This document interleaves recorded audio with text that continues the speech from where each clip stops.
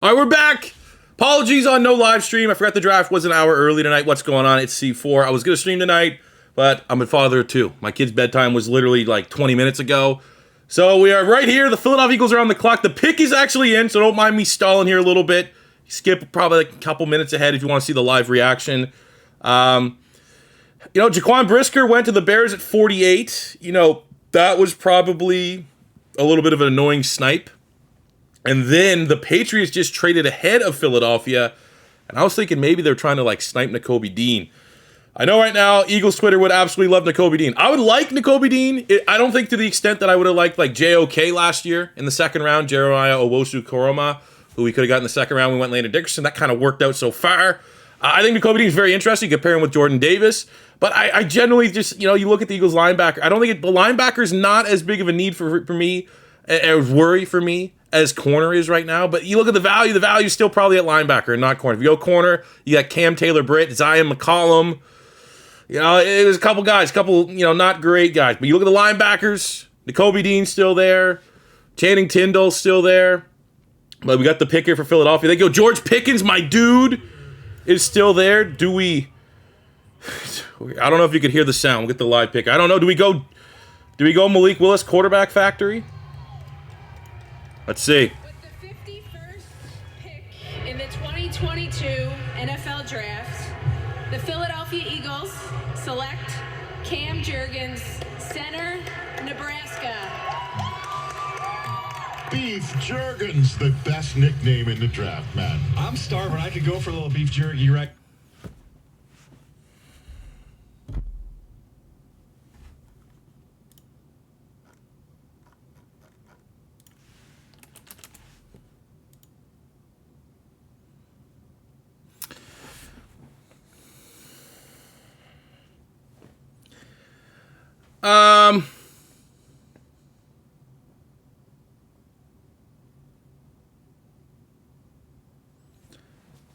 Pros. The pros is that if Jason Kelce made it clear to the Philadelphia Eagles that this was his last year, I got one more in me, man, this is it. Makes a little bit of sense. Jurgens is like bargain Tyler Linderbaum, and that's the style of center that we want. And this is like one of those things, like if you just flip this around, and we got Cam Jurgens in the third round, who says he was even going to be there? But if we got Jurgens in the third round, I'd feel a lot different about this pick because he was one of those guys. Like I literally made my ranking. Someone said, "Hey C4, what are your who do you want today?" And for what it's worth, Cam Jurgens was in my. I did A tier, S tier, A tier, B tier, and C tier. Those are technically Jurgens was in my C tier because it makes sense. After Tyler Linderbaum, he was the most likely stylistic replacement for Jason Kelce. So from that standpoint, it's not, oh my God, Jalen Hurts in the second round while we had Carson Wentz. It's not a Jalen Reagor selection. It's just, again, it's a forward-thinking move. It's just, how is this going to help the Eagles this year? And that you get in trouble when you think about that for every single pick. How, you got to be forward-thinking. And we know with Jalen Hurts that if Jalen Hurts isn't the guy, just imagine next year. Like if Jason Kelce does retire, ends up retiring, then this Jurgens selection is going to be of somewhat value. He's an elite athlete at the interior. He's literally as good at this spot in the draft with Linderbaum gone, a Jason Kelce replacement that you could get for Philadelphia. That's the good. The bad is, he's essentially got a redshirt. He's not going to see the field unless Kelce gets hurt. I mean, he might be able to play a little bit of guard, I suppose, but it's a tough sell given the guys that were left.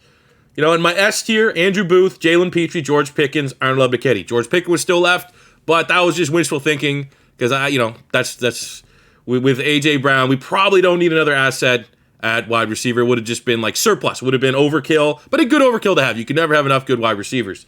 In my A tier, Jaquan Brisker, he was gone. David Ojabo, he was gone. I had Kyler Gordon, he was gone. But Nakobe Dean and Chad Muma were both still on the board. Even though I already know that it's all going to be everyone how do we pass on Nakobe Dean?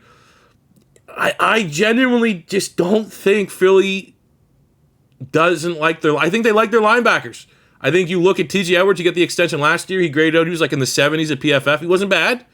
You have Kaiser White coming in. Obviously, both those guys on one-year deal, but Kaiser White is an exciting signing for that will spot. I mean, I think Kaiser White has the talent to absolutely earn a second contract with the Philadelphia Eagles and be like he can be our will linebacker for the foreseeable future. And then the same, that's going to be our pass rusher. And then beyond that, you have Davion Taylor, who I think the Philadelphia Eagles still view more favorably than the fan base. So like, I don't think that linebacker really was as pressing of a need as most of the fan base made it. But, you know, Nakobe Dean, Chad Muma, Christian Harris, Channing Tindall, my top linebackers. Those guys, now I'm going in my B tier. My B tier, Breece Hall, he's off the board, but Christian Harris is still there. Channing Tindall was still there. Roger McCreary, off the board. But I had 4 linebackers that I wanted here today ahead of Cam Jurgens. And it's just, I guess, Philly could still maybe get one of these guys in the 3rd round for sure. It's just, not... it's not a hype pick. It's Landon Dickerson. And it's in the heat of the moment, the Landon Dickerson pick was frustrating because you're like, why do we don't need him? We got Sayamalu, we got Kelsey at center, you have Brandon Brooks at guard. Is Landon Dickerson even going to play? He was banged up. And then by the end of last year, the retirement of Brandon Brooks, Landon Dickerson ended up playing a whole lot, and he was pretty damn good for a rookie guard. So who knows in hindsight, if Kelsey goes down, I don't want to speak that into existence. But if he goes down, I mean, we got his replacement now. It's not all doom and gloom. It's just not the splash play that probably would have been ideal here at pick 51 for the Philadelphia Eagles. So we now going to look for, the 3rd round where, there's probably going to be still a linebacker or 2 that could appeal to the Eagles. Nakobe Dean, Muma, Christian Harris, Channing Tindall, Leo Chenal, Troy Anderson at a Montana State. They could be looking that direction. You got some safeties, Nick Cross. I would love JT Woods. I mean, what's going on with Honey Badger? That's like the hardest thing for me to like know who I want, because Honey Badger's still out there. We know Philly's been in the mix of teams. I don't know if Philly signing AJ Brown is going to make them more appealing to Tyrann Mathieu if you want to, secure the bag and also go to a team that could compete for the playoffs next year. I think Philly has certainly done their best to establish that they're going to compete for the playoffs again. But, it's a little bit of a wet fart in terms of hype. The hype from the 1st round, this is a little bit more practical, a little bit more forward thinking. And I'm thinking, I know that there's already people that are hate and despise this pick a lot more than I am because, so many people in this fan base want Nakobe Dean. But, it doesn't, just because you wanted somebody, and me in particular would probably prefer other people, doesn't make this a bad pick because, again, we don't know the conversations. If Jason Kelsey straight up told Howie Roseman, this is the last hurrah, this is not that bad of a pick to get his replacement. But...